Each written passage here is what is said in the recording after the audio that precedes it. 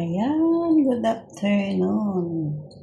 So, ito ang snack ko ngayon. Ang very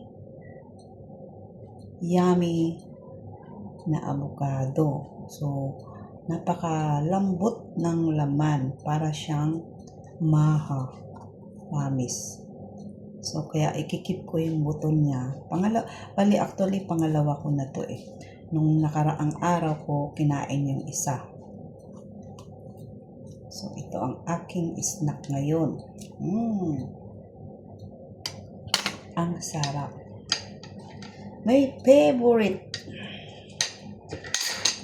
At paano ko kumain ng avocado? Ganito lang. Lagyan ng konting sugar.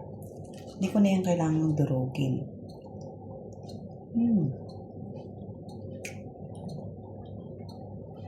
Ang lambot. Kahit hindi mo na siya nguyain.